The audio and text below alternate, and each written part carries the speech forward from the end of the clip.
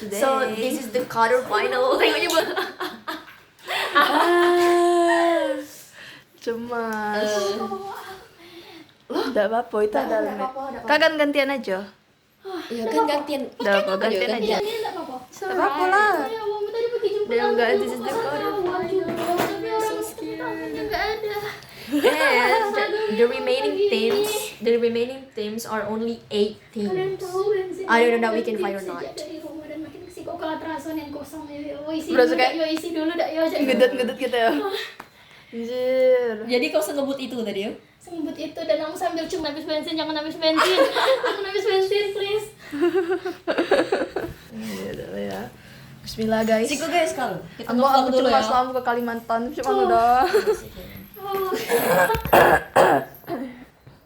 Aku tuh karena bangun ke pagian, belum subuh tadi tuh udah terbangun. Sini. Kita foto dulu yuk.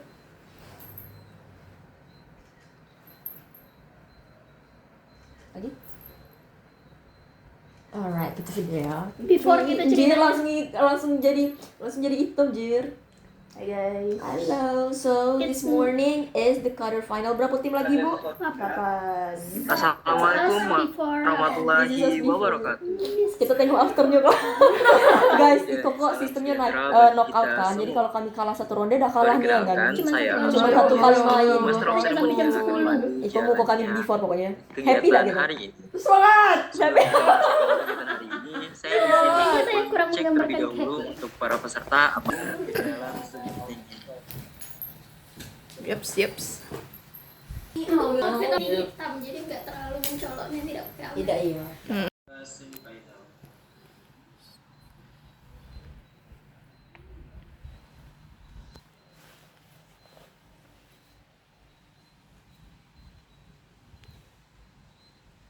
Pada pagi hari ini. Siapa responnya sih? Pertemuan ini mensalin narasi institusi perguruan tinggi sebagai pendukung industri.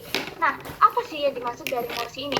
Kami tugas Beberapa respon yang perlu kami sampaikan kepada rekan tukar berpikir kami. Satu, mereka bilang tentang bahwa pada dasarnya pendidikan itu tentang tridharma perguruan tinggi, tapi mereka lupa pada akhirnya tridharma perguruan tinggi ini nggak hanya kamu bisa apply di dalam dunia pendidikan kamu, tapi butuh kamu apply juga di dalam lingkungan masyarakat kamu. Misalnya, bagaimana cara kamu mengapply pendidikan kamu itu ke ranah pekerjaan kamu misalnya, ke ranah masyarakat misalnya. Yang kedua, bagaimana penelitian kamu yang awalnya kamu agung-agungkan untuk karakterisasi dan pendidikan untuk kamu sendiri, itu penelitian kamu itu harus di-apply ke dalam industri, karena industri ini adalah suatu standar atau indikator seberapa apply-nya atau applicable-nya ilmu yang kamu terapkan itu di dalam dunia pendidikan kamu. Kalau misalnya kamu cuma berdasarkan pada akhirnya pendidikan ini untuk karakter, ya tapi itu cuma untuk pendidikan karakter kamu saja, bukan pada bagaimana seberapa bermanfaatkah ilmu kamu itu atau penelitian kamu itu dimanfaatkan untuk teknologi. Contohnya apa? Misalnya mahasiswa kedokteran itu sendiri, mereka bikin vaksin dari hasil penelitian mereka.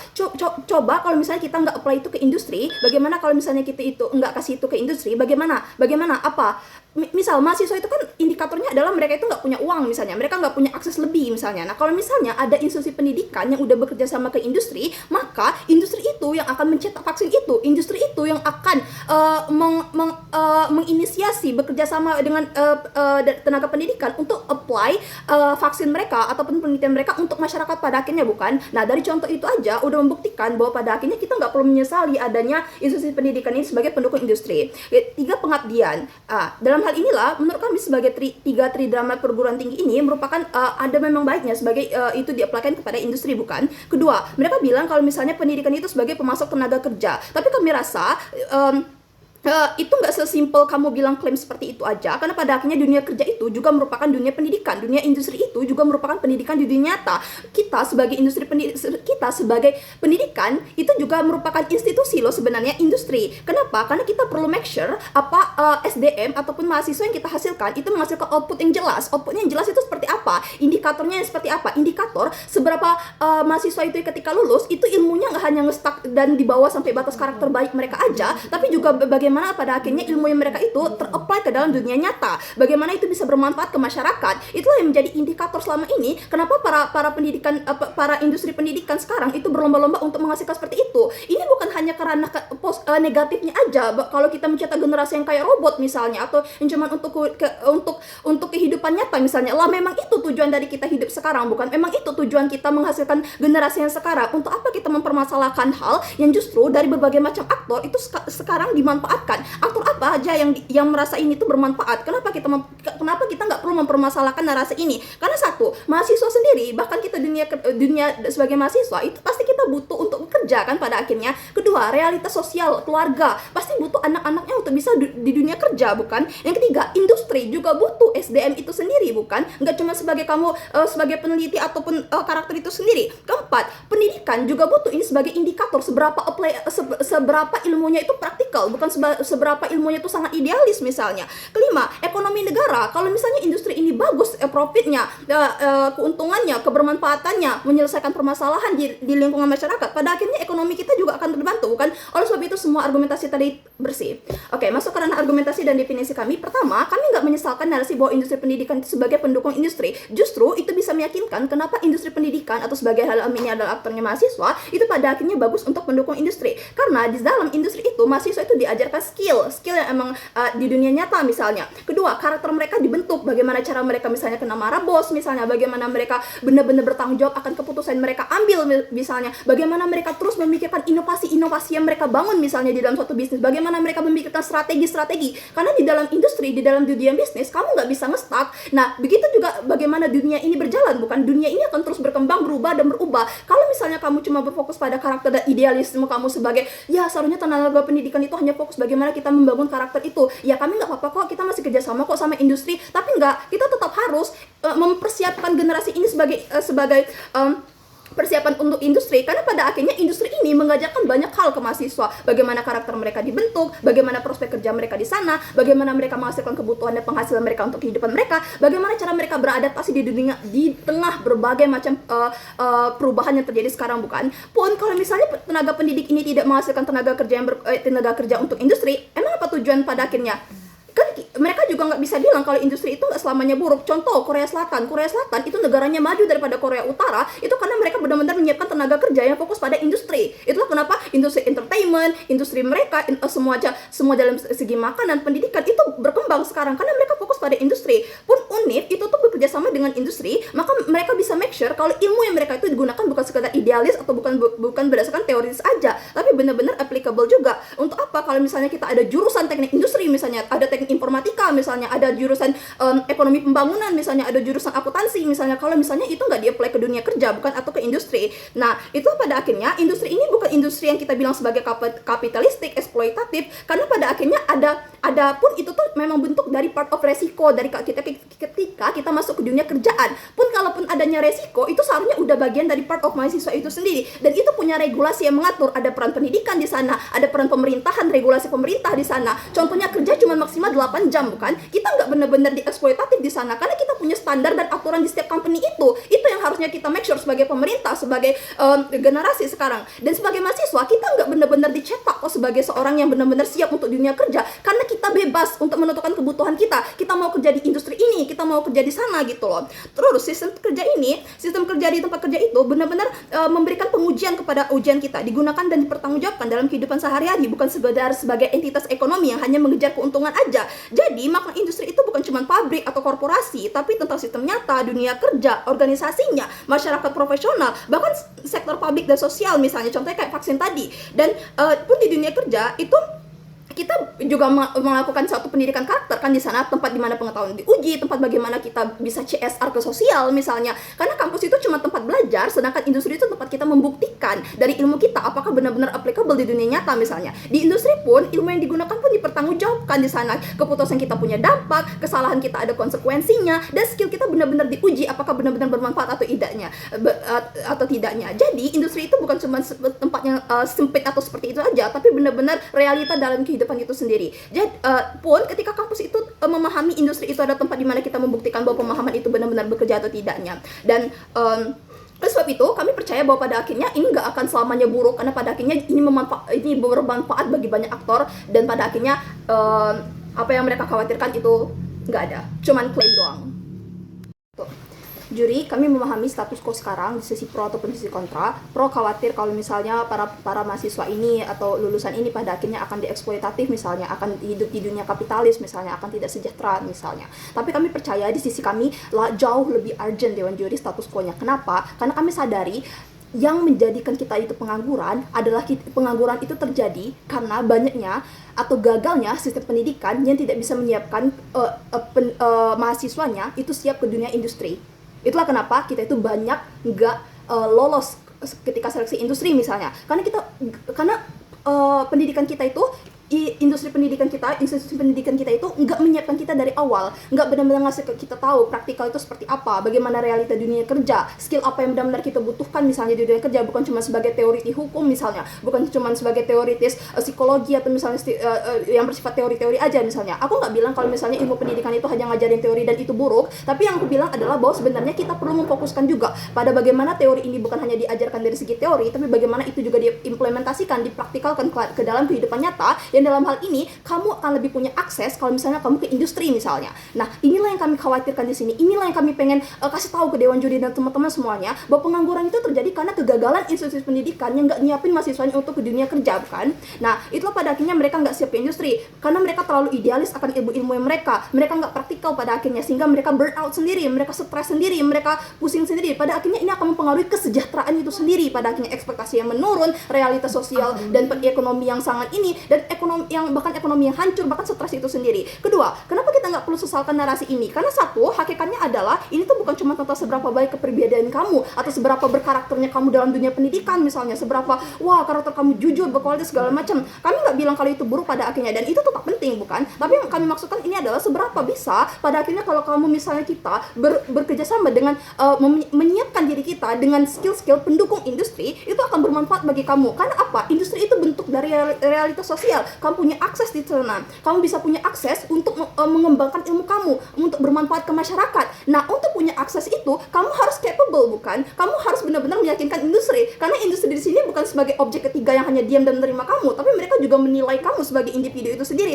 Nah, disinilah esensi dari MOSI ini ada. Itulah kenapa kita butuh MOSI ini. Kita nggak perlu sesalkan itu, karena pada akhirnya kita butuh ini dari segi mahasiswa butuh, industri butuh, negara butuh, kesejahteraan kita butuh, dan ini menjawab tantangan ekonomi kita. Industri akhirnya bisa berkembang, negara kita bisa maju, kita nggak perlu tenaga asing misalnya untuk nyari tenaga orang luar, dan kita akan siap akan perubahan dan standar yang tinggi, karena industri itu kan selalu berinovasi, industri itu selalu berkembang, bergerak. Nah, mahasiswa itu disiapkan untuk siap akan hal itu dengan perkembangan teknologi, dengan perubahan zaman, dan lain sebagainya. Nah, lalu kami juga akan menyelamatkan aktor-aktor ini tadi. Awalnya mahasiswa yang hanya disiapkan untuk teoritis aja, atau mahasiswa yang hanya fokus pada seberapa polos dan seberapa jujur dan bersihnya dia sebagai karakter individu, tapi juga seberapa dia bisa bermanfaat, seberapa praktikal ilmu yang dia akan masukkan ke masyarakat, bukan?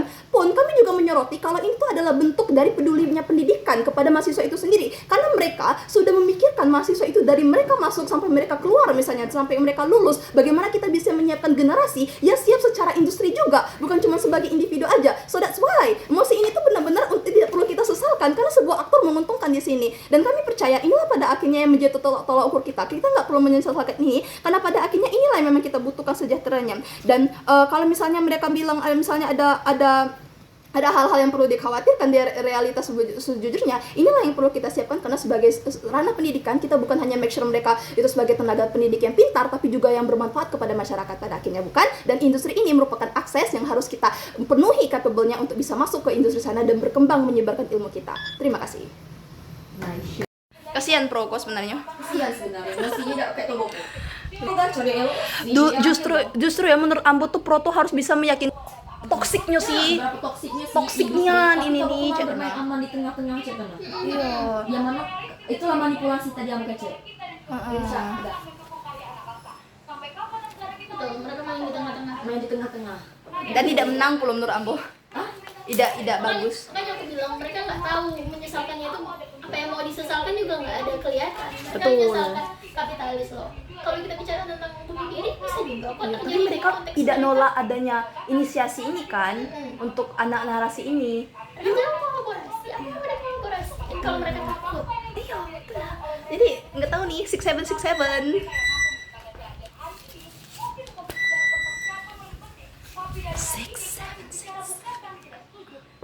Nah kan main di tengah, tidak boleh. Maka tema positif, debat tidak hanya mendengarkan dan juga berbicara, tapi juga memahami. Bahwasanya argumen kami Terus tuh Kalimantan takut banget ya. Aduh kalau Ambo kalah, Ambo kayak ya udah sih, Ambo udah menang menurut Ambo. Aku real udah menang.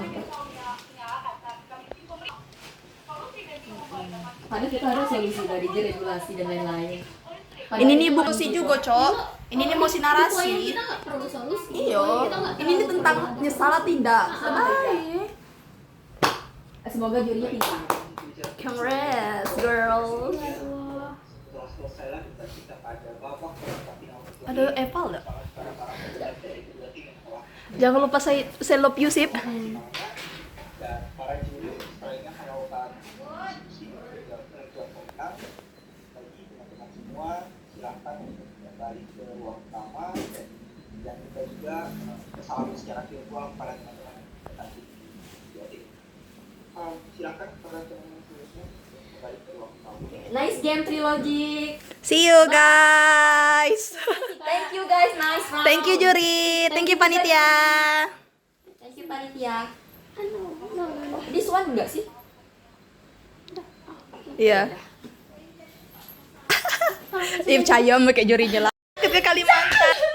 Aku takut ke Kalimantan. Cuma ada, cuma ada anak kita. Sumpah anjir nyokap. Kapan kita KKN? Mana proposal kita? Kau tuh tadi ngomong Pontianak dan KKN loh, kita kilo. Iya sama iyo. Guys, tahu dah. Kapan Tahu KKN? Kalian 17 biru. Kalian tahu tidak? Kami lah tidak bisa membedakan dunia nyata sama halusinasi. Ini dunia nyata atau halusinasi? Aduh coba lah. Tidak tahu. Guys, tapi menurut kalian Paham ya karena takutnya ya. Yo, aku takut kita terlalu NPD gitu kan. Kita tidak dengari kecap mereka dari tadi. iya padahal dengar loh. Tapi coba kalau pikir-pikir kan nggak enggak paham. yo. Tapi mereka tidak paham. Iya. Mereka tuh mau ngapain? mau tahu betul tidak tahu nak ngapain. Tadi di awal bilang ya kami bakalan tetap ada magang. Nah terus apa yang mereka takutkan dengan nah, industri kalau terus mereka tuh- tetap mau ada magang? Iya. Nah, itu harusnya mereka tuh lebih tekankan di situ, seberapa eksploitatif company itu, Dan seberapa menurut aku ini. tuh cuma ada terlalu bermain curang itu di Tobo tuh harusnya tidak mengkolaborasi, tapi Tobo tuh cak netral, tidak boleh dong. Nah, Amber Rasu tuh malah seharusnya tuh mereka tuh kayak yaudah kita tuh udah usah dulu fokus ke dunia kerja. Hah? Apa sih? So guys, ternyata kita kalah. I don't even know apa yang salah ya, apa yang kurang, apa ada something yang miss trouble or miscommunication, mispemahaman kenapa tim mereka menang. Tapi overall, Ada hal yang nggak kita dengar deh. iya, overall menurut Ambo ikut debat yang Ambo ngerasa secara mentality yang menang sih. Udah tahu, Ambo merasa Ambo menang aja di penyampaian argumen tadi. Karena Ambo pede, Ambo flawless, Ambo kayak marah-marahannya tuh tau ya, kayak nyam gitu. Nah, Sini aja. tapi kalah.